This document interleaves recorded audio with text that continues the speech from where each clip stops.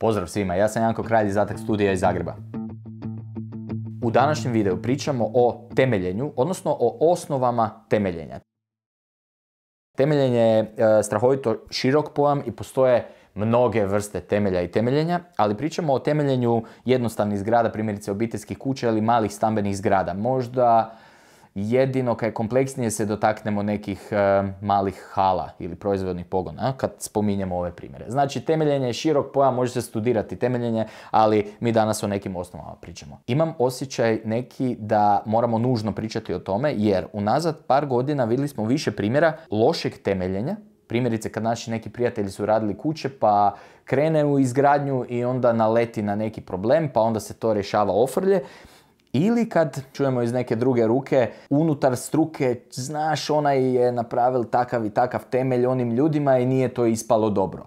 Mi kad takvu stvar čujemo, mi se nakostrećimo, zato jer to je stvarno loše. Temelj je osnova gradnje i zato ta riječ temelj je toliko prisutna i u svakodnevnom govoru, jer to je bitno. Pa ajmo o tome malo šire i ajmo malo spomenuti neke dobre i loše primjere ili dobre i loše prakse. Samo da velim, 3 kuće konkretno budem spomenuo na kojima smo vidjeli jako loše temeljenje. Prva kuća je u Varaždinskoj županiji, gdje je prijatelju mom izvođač na kosom terenu nasipao zemlju i na tu zemlju stavil temeljnu ploču. Na nasipanu zemlju na kosom terenu. Kaj znači da na mekano je stavili temeljnu ploču i na tome je krenuo graditi kuću. To je jeziv primjer manjka opće razumijevanja toga kaj je to temelj i manjka odgovornosti, ali i primjer koji pokazuje koliko je lako naletiti na problem. Neko samo veli, ma ne, to smo nasipali, slegnulo se, bit će ok. Lako naletiti na problem, a ogroman je problem. Drugi primjer je primjer vile na moru, gdje naši prijatelji su odlučili napraviti prizemnicu. Velim vila jer je kuća bogatija od male kuće na moru, pa ju slobodno mogu zvati vila. I gdje je izvođač preporučil da rade kuću na temeljnoj ploči. Zato jer mu je lakše i brže to napraviti. Međutim, dubina temeljenja je bila, po mom mišljenju, problematična. Dotaknut ćemo se te dubine temeljenja. Treći primjer je zgrada na Trešnjevki, znači ova situacija u gradu Zagrebu danas, dakle 2025. godina je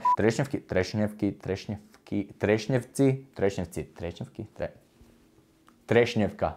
I zgrada na Trešnjevki je temeljena na temeljnoj ploči, ali je temeljena na razastrtom građevinskom materijalu od kuće koja je prethodno bila tamo i samo je stavljen temelj na nenabijen građevinski materijal. Dakle, jako loše i pričamo i o tom primjeru. Trakasti temelji su vrsta temelja koja se najčešće izvodi na ravnom terenu. Dakle, imamo neki zid i trebamo taj zid dobro temeljiti. Radimo traku od betona ispod tog zida da bi nam to držalo zid. Temeljna ploča je druga tema, ona se češće radi na kosom terenu, pa ćemo spomenuti temeljnu ploču i ona je jako dobra po pitanju hidroizolacije. Može se jako lijepo riješiti hidroizolacija na temeljnoj ploči. Mi ko ured volimo koristiti češće nego rjeđe. I velim, ona je, ako se radi podrum ili ako se radi na kosom terenu, nešto u kojem smjeru idemo, recimo to tako. I treća vrsta koju ćemo samo kratko spomenuti su temelji samci. Naime, ako imate negdje, zamislite proizvodni pogon, hala, ona ima stupove, nema zidove nosive, nego ima čelične stupove. Ti čelični stupovi se montiraju na temelj samac. I temelji samci su betonske kvrge koje su međusobno povezane sa malim tim temeljnim veznim gredama, samo da budu ko jedan sustav spojeni, ali zapravo se radi o velikim kvrgama betona koji su u zemlji. I na to nam dođe stup gore. Koja je poanta temelja? Poanta temelja je da prenese silu na tlo. I temelj služi zato da ako imamo primjerice neki stup, kak smo spomenuli, ako uzmem ovu olovku i ako probam ju na zemlju staviti ili na pijesak i probam pritisnuti i vrlo lako budem pritisnuti u zemlju ili pijesak. Znači stup ulazi u tlo. Tlo po kvadratnom centimetru, odnosno po kvadratnom metru, ima neku svoju nosivost.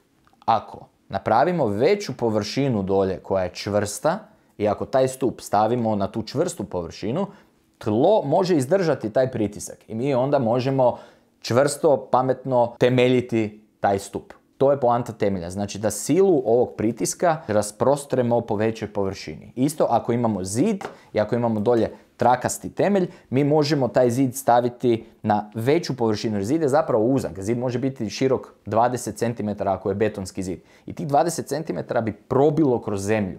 Znači moramo napraviti dobru bazu na koju taj na kojoj taj zid gradimo. Temelj, osim toga da rasprostire tu silu na tlo, taj temelj služi da bismo došli do tla koje se ne smrzava. I sad dolazimo do vrlo važne problematike, a to je ne možemo samo raditi temelje na bilo kojoj dubini. Dakle, ako smo na terenu maknuli onaj sloj gdje je trava, gdje je ona zemlja koja je još, ajmo recimo reći, malo potentnija zemlja, dolazimo možda do neke gline dolje. Ako smo htjeli staviti samo kuću primjerice na tu travu, naravno da nam je jasno da nećemo kuću direktno staviti na gotovu travu i da je to dobro, nego nešto iskopamo da bi došli malo dublje, do malo čvršćeg tla.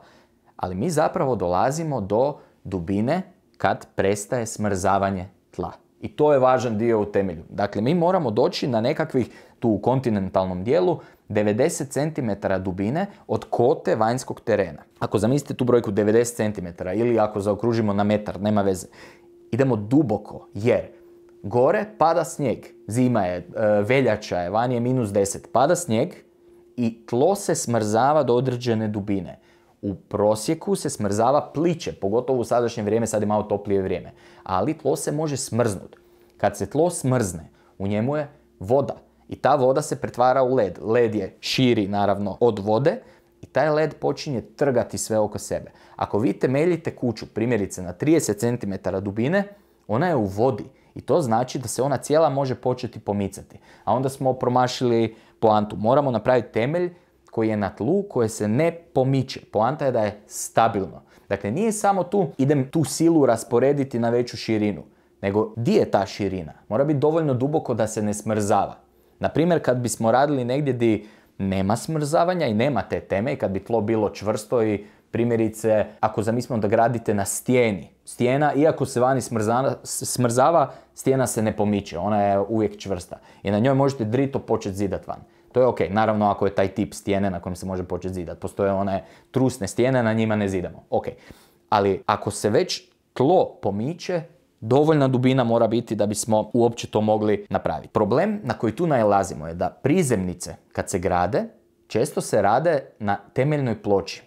A to, po mom mišljenju, češće je loše nego kad je dobro.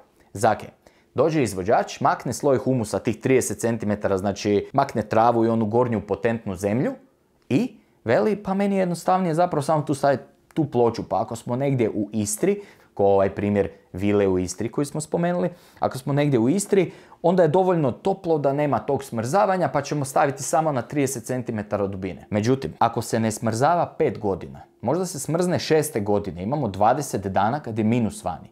I u tih 20 dana led dođe dovoljno duboko i pomakne vam temelj kuće. Zato ne možemo samo prizemnicu raditi na temeljnoj ploči, napraviti ploču na tlo i onda dizati kuću van iz toga. Nije samo tema toga kolika je kuća na temelju, koliko je ona visoka, da li ima 5 etaža ili ne, nego je tema toga je li to dovoljno duboko došlo. Zato pričamo o tome da ako temeljimo kuću, moramo duboko. Ponavljam se jer je ponavljanje majka učenja. Ako je teren nasipan, nipošto ne smijemo temeljiti na tom terenu. Znači, ako vi samo zemlju stavite na neki, pogotovo na teren u nagibu, ne smijemo temeljiti na tom terenu. Moramo iskopati do onog dijela terena koji je fiksan i onda zatrpati te temelje. Ili pustiti da se sve to dobro slegne, a to se ne mre dobro slegnuti u tjedan, dva. To traje mjesecima i godinama da se tlo dobro slegne i da ono postane dovoljno čvrsto da biste vi na njemu mogli temeljiti. Dakle, ako je kosi teren, ako vam neko nasipa materijal, ozbiljnu buru treba dići istog trenutka da vidite sa svojim nadzornim inženjerom ili da vidite sa svojim projektantima da li je to dobro ili nije. Još jedna tema koju je važno spomenuti je da ako radimo primjerice suteren, a to znači da nam nije etaža ukopana baš 100% poput podruma, ali ima na primjer jednu fasadu koja gleda prema van, na tom dijelu gdje je fasada može se dogoditi da ljudi koji rade temeljnu ploču suterena prenisko naprave, opet je ta tema jer suteren izlazi van, pa onda prenisko naprave izlaz, odnosno, ne, krivo govorim, bolje reći previsoko naprave taj izlaz van i dole temeljna ploča je opet preblizu nivou smrzavanja. Znači, primjerice, imamo stolariju, izlazimo iz kuće van i temeljna ploča je završila tik pod nama. I na nekakvih 50 cm smo od kote gotovog poda vani. To je nivo smrzavanja. Znači, kad radimo kuću u suterenu, na prednjem kraju napravimo veliku betonsku kvrgu koja ide dublje. nešto kaj liči na trakasti temelj kad se gleda presjek kuće, ali ona služi da bismo tu silu prenijeli dublje da nam se ne bi temelj smrzavao. Znači uvijek se bavimo širinom, odnosno prijenosom sile i bavimo se time da smo došli ispod razine smrzavanja. Znači, jako važna tema. Temelj, ako se pusti da je pod vodom, uvijek riskirate da će tu biti nekog vlaženja, da će se tu pojaviti nekakvo curenje, da će tu biti nekakvih problema. Ako napravimo drenažu temelja, odnosno ako napravimo onu čepastu traku izvan termoizolacije i hidroizolacije i ako tu čepastu traku spustimo do drenaže, možemo garantirati da neće doći do vlaženja, a time niti do pojave leda, a time niti do pomaka oko temelja. Drenaža je još i važnija kad se radi o podrumskim, naravno, prostorijama. Znači ako dreniramo vani, ona bude ostala suha, ne bude nikakvog mirisa unutra i to bude bilo ok. Ali ta drenaža isto, moramo se sjetiti koliko je posla napraviti tu drenažu. Jer vi kad napravite neki iskop i kad krenete okolo postavljati te cijevi u posteljicu, te cijevi neko tam treba montirati. I to je onda trenutak u kojem klijenti se često odluče da nemaju drenažu i vele pa ne bi ja baš tu htjeli investirati, pa možda onaj šljunak koji je iznad te drenaže, pa možda taj šljunak je preskup, ali ja vam sugeriram da to napravite dobro odmah i da je ta drenaža, da ima neko revizijsko okno, da ju možete pročistiti, da je to dio kuće s kojim računate, isto kako računate sa time da imate gore neku odvodnju sa krova. Dosta je važno misliti na dio koji bude ostao zakopan 30 godina. Ajmo ga napraviti kak spada, pa ako baš se hoće negdje štediti, možda se može štediti na nečem drugom kaj je manje važno od ovoga. Ali ovo je jako, jako važan moment, da dreniramo taj temelj. Na temu te drenaže, mi smo u Atak studiju izmislili jedan detalj, možda ga je već neko i primijenil 100 puta, ali mi primjenjujemo jedan detalj koji je dosta neobičan s projektne strane, a to je ekscentrični temelj na vanjskim zidovima kuće. Ekscentrični temelj je zato jer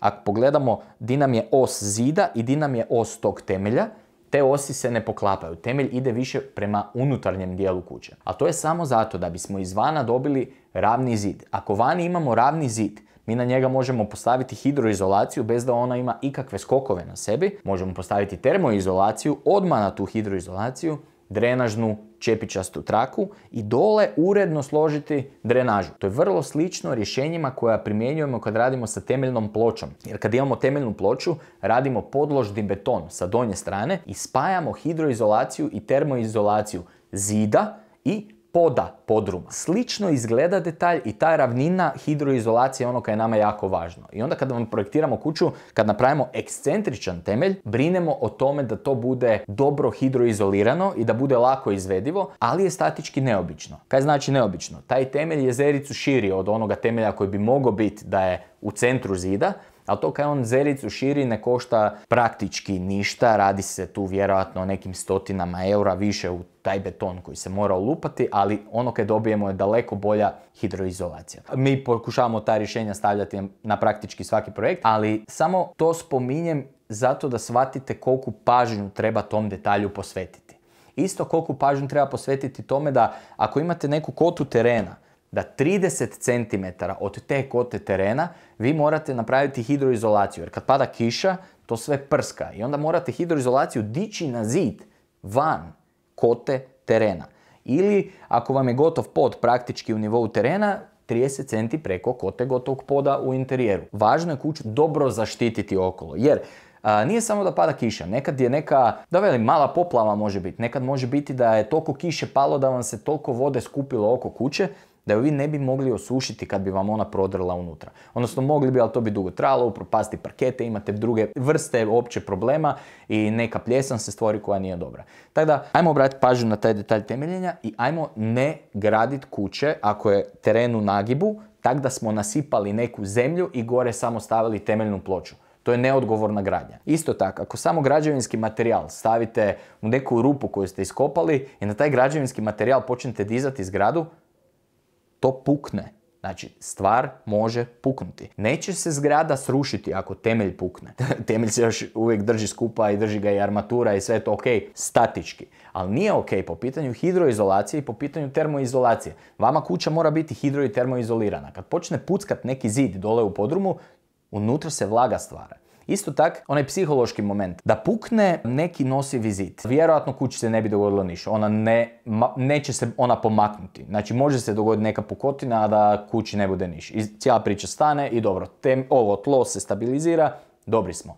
Ali Probajte živjeti u kući u kojoj je napuko neki nosivi zid. To nije ok.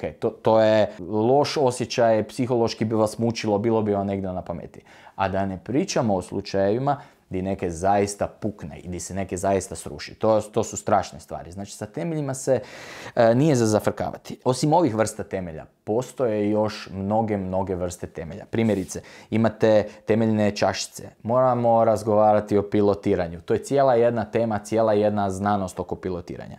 Zaštita građevinske jame je jako važna komponenta temeljenja. Znači, moramo razgovarati o tome da, ok, ako radimo stambenu zgradu, usred te stambene zgrade, kako to reći, to može biti velika rupa za parking dolje. Ta rupa mora biti sigurna. U Zagrebu smo sad imali primjere ove godine gdje su se građevinske jame urušavale jer su bile loše napravljene. To nije način kako se to dela. Imamo dalje problematiku kad temeljimo poluugrađeno. Ako zamislimo da imamo dvije već zgrade na uličnoj fronti i između njih radimo novu zgradu. Vi morate ispod postojećih temelja ove dvije zgrade otkopavati i u kampadama, znači u fazama, raditi zidove i raditi nove temelje ili neku drugu metodologiju koristiti kako napraviti novi temelj, a da ne ugrozite postojeće zgrade. Struka, inženjerija to znaju, to se može lijepo izvesti, to nije niš novo, samo je neke o čemu treba voditi računa projektno. A to mora ući u troškovnik, a to morate vi financijski znati planirati i da se to napravi kako spada, da vam nadzor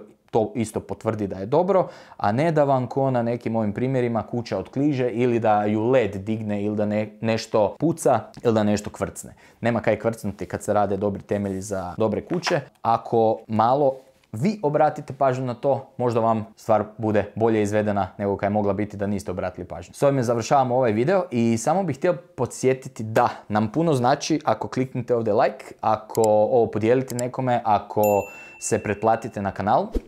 Naravno, puno znači da komentirate. Ako neko pitanje imate, postavite dole u komentar pitanje i potrudit ćemo se da vam odgovorimo u najkraćem mogućem roku. Ovo su jako zanimljive teme i ovo nije jedina istina o temeljenju tamo negdje na svijetu, pa ajmo si komentirati, ajmo pričati. To nam svima puno znači, a i pomaže nama i pomaže nam za algoritam, tako da hvala puno na tome. Vidimo se. Bok.